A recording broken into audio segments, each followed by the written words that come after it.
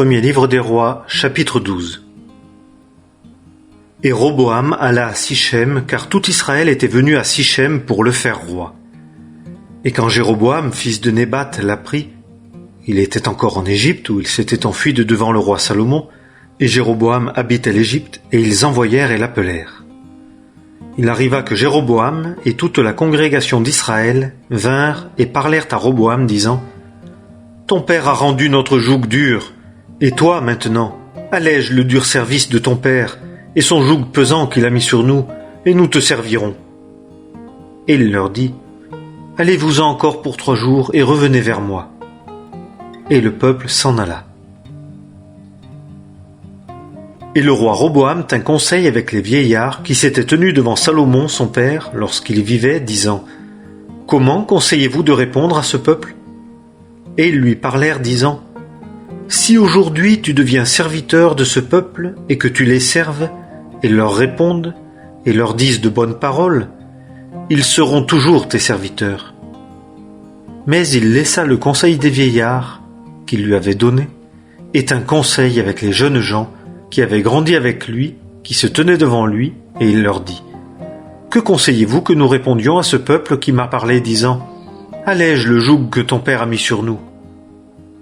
Et les jeunes gens qui avaient grandi avec lui parlèrent, disant : Tu diras ainsi à ce peuple qui t'a parlé, disant : Ton père a rendu pesant notre joug, toi, allège-le de dessus nous. Tu leur diras ainsi : Mon petit doigt est plus gros que les reins de mon père. Et maintenant, mon père a chargé sur vous un joug pesant, et moi, j'ajouterai à votre joug. Mon père vous a corrigé avec des fouets, et moi, je vous corrigerai avec des scorpions.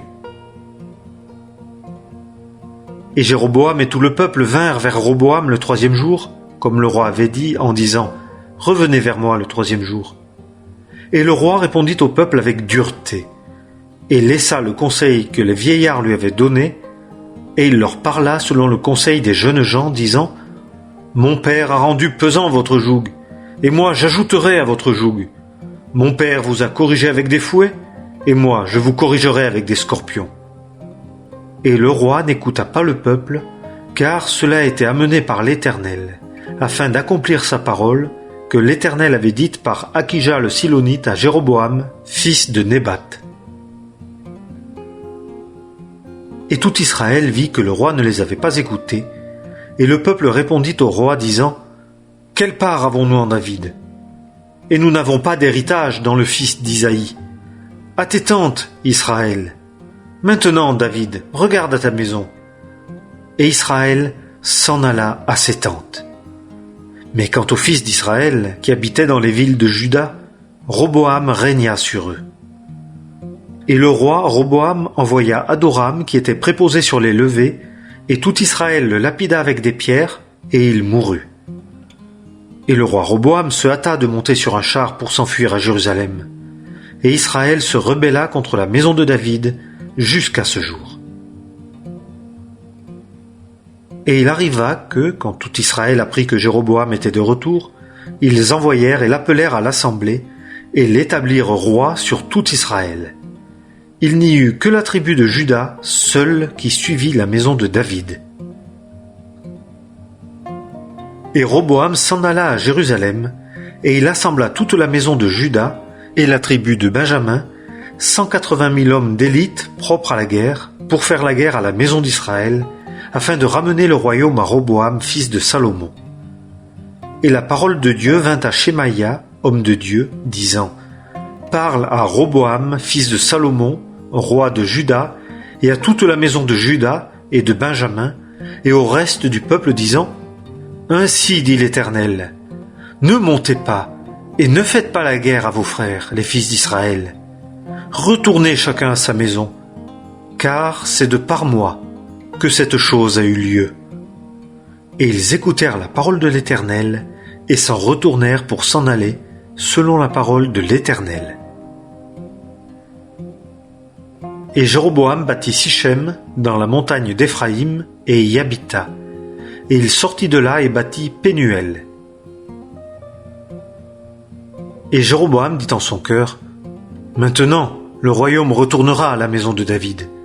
Si ce peuple monte pour offrir des sacrifices dans la maison de l'Éternel à Jérusalem, le cœur de ce peuple retournera à son Seigneur, à Roboam, roi de Juda, et ils me tueront, et ils retourneront à Roboam, roi de Juda. » Et le roi prit conseil et fit 2 veaux d'or, et dit au peuple, « C'est trop pour vous de monter à Jérusalem. Voici tes dieux, Israël, qui t'ont fait monter du pays d'Égypte. » Et il en mit un à Béthel, et l'autre il le plaça à Dan. Et cela devint un péché, et le peuple alla devant l'un des veaux jusqu'à Dan. Et il fit une maison de haut lieu et établit des sacrificateurs d'entre toutes les classes du peuple, lesquels n'étaient pas des fils de Lévi.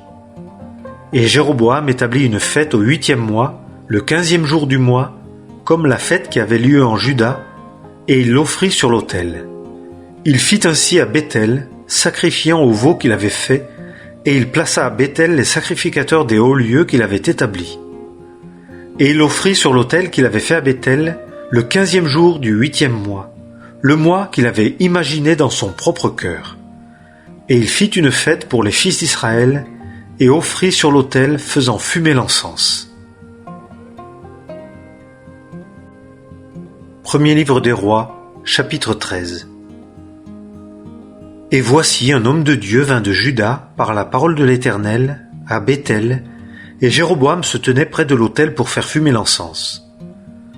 Et il cria contre l'autel par la parole de l'Éternel et dit, « Autel, autel, ainsi dit l'Éternel. Voici, un fils naîtra à la maison de David, son nom sera Josias, et il offrira sur toi les sacrificateurs des hauts lieux qui font fumer de l'encens sur toi, et on brûlera sur toi des ossements d'hommes. » Et il donna en ce même jour un signe disant, « C'est ici le signe que l'Éternel a parlé.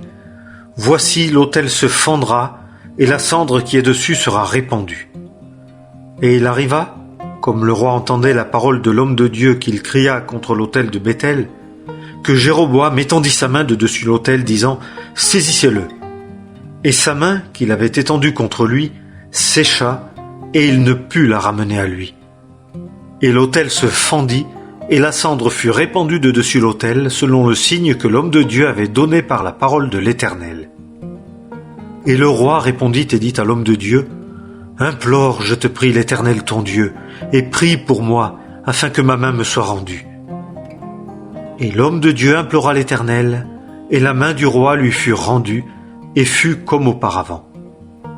Et le roi dit à l'homme de Dieu, « Viens avec moi à la maison, et rafraîchis-toi, et je te donnerai un présent. » Et l'homme de Dieu dit au roi, « Quand tu me donnerais la moitié de ta maison, je n'irai pas avec toi, et je ne mangerai pas de pain, et je ne boirai pas d'eau dans ce lieu. Car il m'est ainsi commandé par la parole de l'Éternel, disant, « Tu ne mangeras pas de pain, et tu ne boiras pas d'eau, et tu ne t'en retourneras point par le chemin par lequel tu es allé. » Et il s'en alla par un autre chemin. Il ne s'en retourna point par le chemin par lequel il était venu à Béthel. Et un certain vieux prophète habitait Béthel, et ses fils vinrent et lui racontèrent toute l'œuvre que l'homme de Dieu avait faite ce jour-là à Béthel, les paroles qu'il avait dites au roi, ils les rapportèrent aussi à leur père. Et leur père leur dit, « Par quel chemin s'en est-il allé ?» Et ses fils avaient vu le chemin par lequel s'en était allé l'homme de Dieu qui venait de Juda. Et il dit à ses fils, « Scellez-moi l'âne. » Et ils lui scellèrent l'âne, et il monta dessus. Et il s'en alla après l'homme de Dieu, et le trouva assis sous un térébinthe. Et il lui dit, « Es-tu l'homme de Dieu qui est venu de Juda ?» Et il dit, « C'est moi. » Et il lui dit, « Viens avec moi à la maison et mange du pain. » Et il dit, « Je ne puis retourner avec toi ni entrer avec toi, et je ne mangerai pas de pain, et je ne boirai pas d'eau avec toi dans ce lieu. Car il m'a été dit, par la parole de l'Éternel, tu n'y mangeras pas de pain, et tu n'y boiras pas d'eau, tu ne retourneras pas, en t'en allant, par le chemin par lequel tu es venu. » Et il lui dit, « Moi aussi je suis prophète comme toi, et un ange m'a parlé par la parole de l'Éternel, disant, fais-le revenir avec toi à ta maison, et qu'il mange du pain et boive de l'eau. » Il lui mentait. Et il retourna avec lui, et mangea du pain dans sa maison, et but de l'eau. Et il arriva, comme ils étaient assis à table, que la parole de l'Éternel vint au prophète qui l'avait ramené, et il cria à l'homme de Dieu qui était venu de Juda, disant « Ainsi dit l'Éternel, parce que tu as été rebelle à la parole de l'Éternel, et que tu n'as pas gardé le commandement que l'Éternel, ton Dieu, t'avait commandé, et que tu es retourné, et que tu as mangé du pain, et que tu as bu de l'eau dans le lieu dont il t'avait dit, tu n'y mangeras pas de pain, et tu n'y boiras pas d'eau, ton cadavre n'entrera pas dans le sépulcre de tes pères. » Et après qu'il eut mangé du pain, et après qu'il eut bu, il arriva qu'il sella l'âne pour lui, pour le prophète qu'il avait ramené. Et il s'en alla, et un lion le trouva sur le chemin et le tua. Et son cadavre était jeté sur le chemin, et l'âne se tenait à côté de lui, le lion aussi se tenait à côté du cadavre. Et voici des hommes passaient, et ils virent le cadavre jeté sur le chemin et le lion se tenant à côté du cadavre. Et ils vinrent et le dirent dans la ville dans laquelle habitait le vieux prophète. Et le prophète qui l'avait ramené du chemin l'apprit, et il dit « C'est l'homme de Dieu qui a été rebelle à la parole de l'Éternel, et l'Éternel l'a livré au lion qui l'a déchiré et l'a tué, selon la parole de l'Éternel qui lui avait dite. » Et il parla à ses fils, disant « Scellez-moi l'âne. » Et ils le scellèrent. Et il s'en alla et trouva le cadavre jeté sur le chemin, et l'âne et le lion se tenant à côté du cadavre. Le lion n'avait pas mangé le cadavre, ni déchiré l'âne. Et le prophète releva le cadavre de l'homme de Dieu et le mit sur l'âne, et le ramena. Et le vieux prophète entra dans la ville pour mener deuil et pour l'enterrer. Et il déposa son cadavre dans son propre sépulcre, et on mena deuil sur lui, disant « Hélas, mon frère !» Et, après l'avoir enterré, il parla à ses fils, disant « Quand je mourrai, vous m'enterrerez dans le sépulcre où l'homme de Dieu est enterré. Placez mes os à côté de ses os. Car la parole qu'il a criée par la parole de l'Éternel contre l'autel qui est à Béthel et contre toutes les maisons des hauts lieux qui sont dans les villes de Samarie arrivera certainement. » Après cela, Jéroboam ne revint pas de sa mauvaise voie, et il établit encore d'entre toutes les classes du peuple des sacrificateurs des hauts lieux. Quiconque le désirait, il le consacrait, et il devenait sacrificateur des hauts lieux. Et par cela, il y eut du péché sur la maison de Jéroboam, pour l'exterminer et pour la détruire de dessus la face de la terre. Premier livre des rois, chapitre 14. Dans ce temps-là, Abija, fils de Jéroboam, fut malade.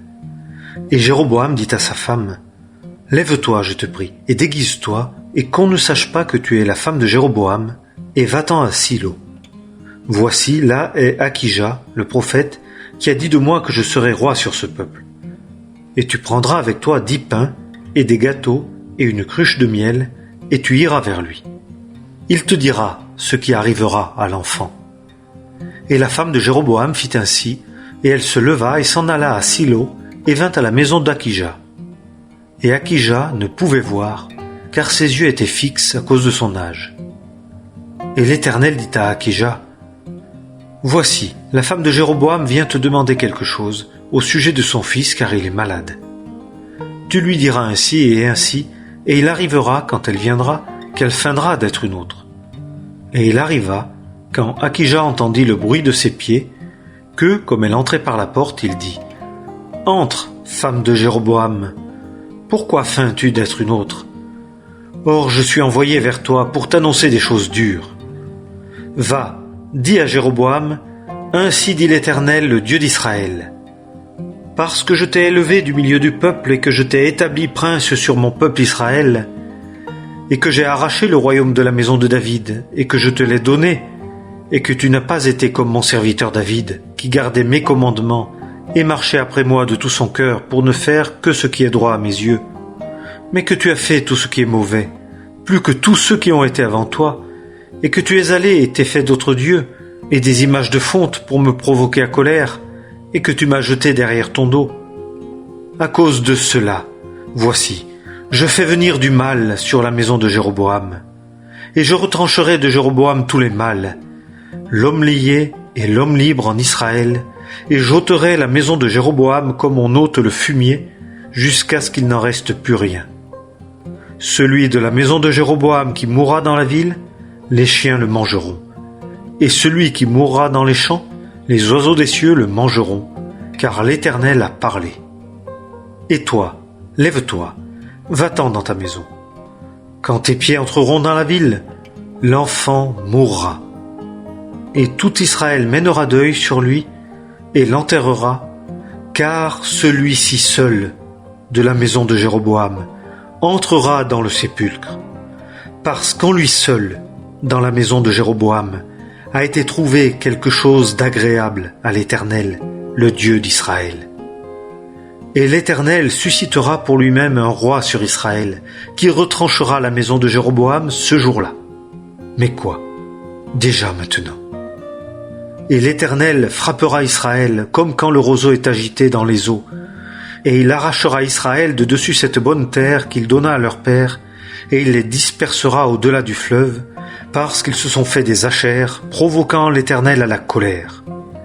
Et il livrera Israël à cause des péchés de Jéroboam, qu'il a commis et par lesquels il a fait pécher Israël. Et la femme de Jéroboam se leva et s'en alla et vint à Tirtsa. Comme elle arrivait sur le seuil de la maison, l'enfant mourut. Et on l'enterra, et tout Israël mena deuil sur lui, selon la parole de l'Éternel qu'il avait dite par son serviteur Akija, le prophète.